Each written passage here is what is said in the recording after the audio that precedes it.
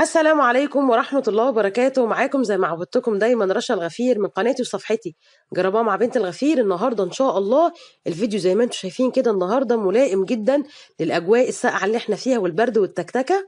النهاردة ان شاء الله جايبالك سر الحمص بتاع الشارع بالظبط، سر كوباية الحلبسة اللي بنشربها على الكورنيش وبنشربها في الشارع بنفس التكات بنفس الأسرار، وكأننا جبنا لك عربية الحمص لحد عندك بالطريقة الأصلية. أنا الطريقة دي يا جماعة اتعلمتها يمكن سنة 92 ولحد النهاردة بعملها بنفس الطريقة. كنت شفت الست بتاعت الحمص بتعملها قدامي، من وقتها وانا بعملها بنفس الطريقة.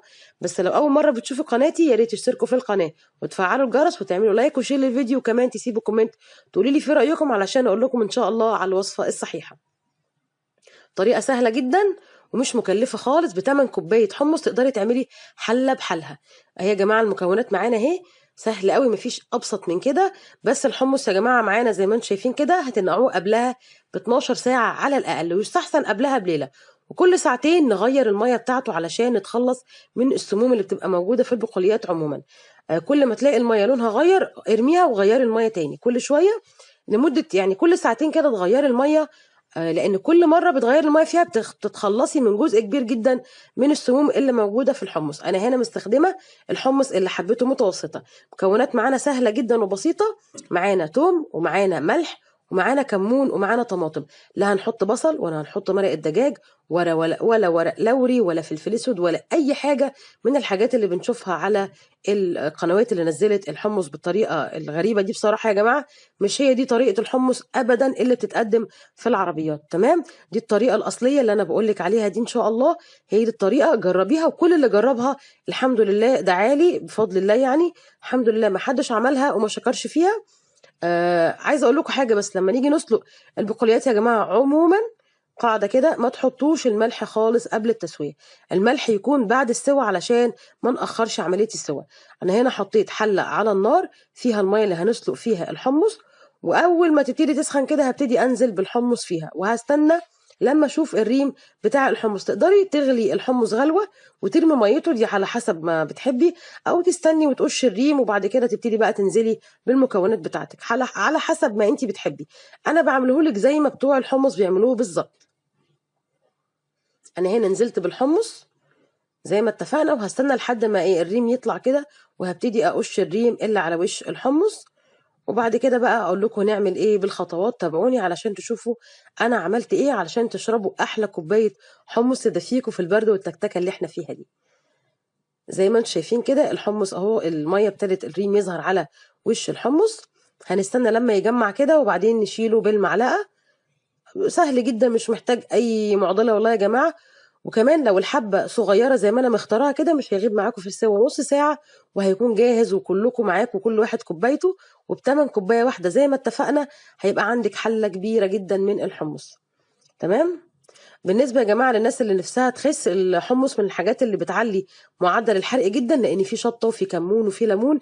الكمون بيظبط مستوى السكر في الدم، والشطه بتعلي معدل الحرق، وكمان ال زي ما قلنا الليمون كمان فيه فيتامين سي بيعلي كمان من معدل الحرق. يعني انتوا كده لو خدتوا كوبايه ما شاء الله هتدفيكوا، وكمان لو عايزين تخسوا هتساعدكم ان انتوا تخسوا. انا هنا بعد ما قشيت الريم خالص وشيلته، مش عايزه اقول ريم لان في متابعه زعلت مني بتقولي انا ما احبكيش تشبهيني بالزفره اللي بتطلع على اللحمه او الفراخ لان هي اسمها ريم. الرغاوي اللي تطلع يا جماعه شوفوها شوفوها. انا هنا اتاكدت ان هو استوى، هبتدي بقى انزل بقى ببقيه الحاجه بتاعتي. اول ما يستوي طبعا هنزل بالملح. خلاص طالما استوى يبقى ننزل بالملح بتاعنا. تمام اهو زي ما انتم شايفين طالما الحمص استوى يبقى ننزل بالملح على طول. لو كنا نزلنا بالملح في البدايه كان اخر جدا عمليه السوى، بدل ما كان هياخد نص ساعه كان ممكن ياخد مننا ساعه ونص. هنزل بالثوم اللي احنا دقيناه خلاص اهو يا جماعه، اهو زي ما انتم شايفين.